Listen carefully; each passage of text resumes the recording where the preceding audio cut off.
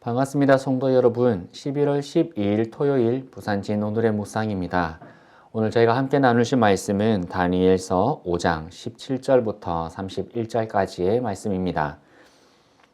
다니엘이 왕에게 대답하여 이르되 왕의 예물은 왕이 친히 가지시며 왕의 상급은 다른 사람에게 주옵소서. 그럴지라도 내가 왕을 위하여 이 글을 읽으며 그 해석을 아뢰리이다. 왕이여 지극히 높으신 하나님이 왕의 부친 느부갓네살에게 나라와 큰 권세와 영광과 위엄을 주셨고 그에게 큰 권세를 주셨으므로 백성들과 나라들과 언어가 다른 모든 사람들이 그의 앞에서 떨며 두려워하였으며 그는 임의로 죽이며 임의로 살리며 임의로 높이며 임의로 낮추었더니 그가 마음이 높아지며 뜻이 완악하여 교만을 행함으로 그의 왕위가 패한 바 되며 그의 영광을 빼앗기고 사람 중에서 쫓겨나서 그의 마음이 들짐승의 마음과 같았고 또 들나귀와 함께 살며 또 소처럼 풀을 먹으며 그의 몸이 하늘 이슬에 젖었으며 지극히 높으신 하나님이 사람 나라를 다스리시며 자기의 뜻대로 누구든지 그 자리에 세우시는 줄을 알기에 이르렀나이다. 벨사살이여 왕은 그의 아들이 되어서 이것을 다 알고도 아직도 마음을 낮추지 아니하고 도리어 자신을 하늘의 주제보다 높이며 그의 성전 그릇을 왕 앞으로 가져다가 왕과 귀족들과 왕후들과 후궁들이 다 그것으로 술을 마시고 왕이 또 보지도 듣지도 알지도 못하는 금, 은, 구리, 쇠와 나무, 돌로 만든 신상들을 찬양하고 도리어 왕의 호흡을 주장하시고 왕의 모든 길을 작정하시는 하나님께는 영광을 돌리지 아니한지라. 이러므로 그의 앞에서 이 손가락이 나와서 이 글을 기록하였나이다. 기록된 글자는 이것이니 곧 메네 데겔 우바르시니라. 그 글을 해석하건대 메네는 하나님이 이미 왕의 나라의 시대를 세워서 그것을 끝나게 하셨다 하미요. 데겔은 왕을 저울에 달아보니 부족함이 보였다 하미요. 베레스는 왕의 나라가 나뉘어서 메대와 바사 사람에게 준바되었다 함이니이다 하니 이에 벨사살이 명하여 그들이 다니엘에게 자주색 옷을 입히게 하며 금사슬을 그의 목에 걸어주고 그를 위하여 조서를 내려 나라의 셋째 통치자로 삼으니라. 그날 밤에 갈대아 왕 벨사살이 죽임을 당하였고 메대 사람 다리오가 나라를 얻었는데 그때의 다리오는 62세였더라. 아멘. 우리의 일상에서 하나님의 통치와 주권을 인정하는 것은 사실 어려운 일입니다. 마치 오늘 벨사살 왕처럼 자기 아버지의 겪은 일들을 두 눈으로 보고 성장하였음에도 지금 살아계신 하나님을 깨닫지 못하고 그 말씀에서 교훈을 받지 못하고 있는 모습처럼 말입니다. 하지만 이런 모습이 비단 벨사살 뿐일까요? 사실 우리의 어리석음도 그에 못지 않을 것입니다. 우리의 다음 세대를 바르게 양육해야 하는 이유도 그에 있기도 합니다. 과거의 아름다운 유산을 바르게 이어주지 못했던 느부갓네살 왕과 그 유산을 바르게 이어받지 못했던 벨사살 왕의 이 안타까운 관계는 벨사살 때의 바벨론의 멸망으로 이어지게 되었습니다. 하지만 다니엘은 무너지지 않았습니다. 다니엘은 제국이 바뀌고 왕이 바뀔 때에도 여전히 그 지혜와 힘을 가지고 영광스러운 삶을 살았습니다. 다니엘의 삶이 어떠했기에 세상의 환경이 무너지고 바뀌어지고 그리고 그 환경이 흔들릴 때에도 굳건하게 그 자리에 서 있을 수 있었을까요? 첫째로 다니엘의 삶에는 하나님의 주권과 통치를 선포함이 있었습니다. 2장과 4장에서 지혜자로 느부갓네살 앞에서 그 꿈을 해석해 주었던 다니엘은 그의 아들 벨사살 왕 앞에서는 전형적인 이스라엘의 예언자의 모습을 갖추고 있습니다. 그는 바벨론의 지혜자로 석회벽의 글자를 해석해 주기 전에 바벨론 왕 벨사살을 엄중하게 꾸짖습니다. 이야기의 배경적으로 보면 벨사살은 아버지 느부갓네살과 달랐던 것으로 보입니다. 왜냐하면 아버지의 때에 온 나라의 지혜자보다 뛰어났던 다니엘의 업적에 대해서는 왕자로서 그가 이미 지켜보았을 것입니다. 하지만 벨사살은 귀족 1000명을 초대하여서 베풀고 있는 이 잔치에 다니엘을 초대하지 않았습니다.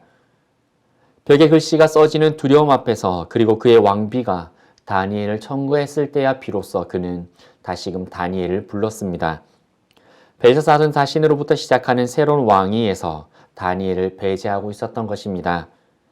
이런 배경 속에서 다니엘이 먼저 벨사살 왕 앞에 나서서 그의 행동을 지적하기에는 당시 시대적 상황에서 어려웠을 것입니다. 하지만 다니엘은 자신이 말할 수 있을 때가 왔을 때 다니엘은 주저하지 않았습니다. 오직 세상 앞에서 하늘의 지혜를 받은 자로서 해야 할 말을 그리고 전해야 할 것을 그리고 선포해야 할 것을 선포했습니다. 세상을 살아가며 하나님의 말씀을 전하고 복음을 선포해야 할 때 주저하지 않고 선포할 수 있는 우리의 신앙이 되기를 소망합니다. 둘째, 다니엘의 삶에는 늘 하나님과 동행함이 있었습니다. 하나님께서는 바벨론의 박수와 술사들에게는 하늘의 지혜를 감추셨습니다. 그러니 그들이 아무리 자신들의 신에게 기도하고 세상의 지식으로 알려고 해도 그들은 결코 알 수 없었던 것입니다. 모든 지식의 근본은 오직 하나님이시기 때문입니다. 그래서 석회벽에 쓰였던 메네메네 데겔 우바르신이라는 그 하나님의 심판의 메시지를 다니엘에게만 허락하셨던 것입니다. 다니엘은 그 하나님의 지혜로 하나님의 말씀을 선포할 수 있었던 것입니다. 다니엘의 앞선 삶을 보면 그는 늘 시간을 정하여 하나님께 기도하였고 하나님과 동행했던 자였습니다. 하나님과 동행함이 자신의 삶을 고난에 빠뜨린다 하더라도 자신의 목숨을 버리게 되는 것이라 하더라도 다니엘은 타협하지 않았습니다. 이러한 고지식하고 외골술 같은 믿음이 바벨론 군주 앞에서 그를 흔들리게 하지 않는 힘이 되었던 것입니다. 그리고 하나님께서는 그렇게 하나님과 동행하였던 다니엘에게 하늘의 지혜를 허락하셨던 것입니다. 단 하루의 삶도 하나님 앞에서 허투루 넘기지 않고 세월을 분간하고 세월을 아끼며 하나님과 동행하는 우리의 삶이 되기를 소망합니다. 셋째로 다니엘의 삶에는 오직 하나님께만 충성함이 있었습니다. 다니엘의 삶은 역사적으로 유례가 없는 삶이었으며 이후에도 다니엘과 같은 삶을 살았던 자는 찾아볼 수 없을 것입니다. 다니엘은 포로로 잡혀갔던 신분에서 바벨론 메대 바사에 이르기까지 왕이 바뀌고 국가가 바뀌는 상황에서도 총리의 자리에 여전히 그 힘과 위용을 나타낼 수 있었습니다.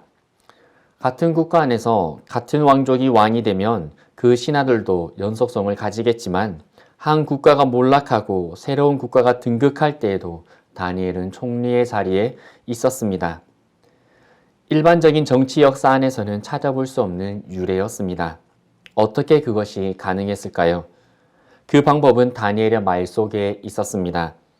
다니엘은 느부갓네살 왕 앞에서도 벨사살 왕 앞에서도 다리오 왕 앞에서도 고레스 왕 앞에서도 언제나 하나님의 말씀을 전했습니다. 다니엘은 느부갓네살 왕 앞에서 충성했던 자가 아니라 하나님께 충성했던 것입니다. 그래서 느부갓네살 왕을 섬기면서 자신의 섬김을 통해 하나님만이 높임을 받으시도록 했습니다.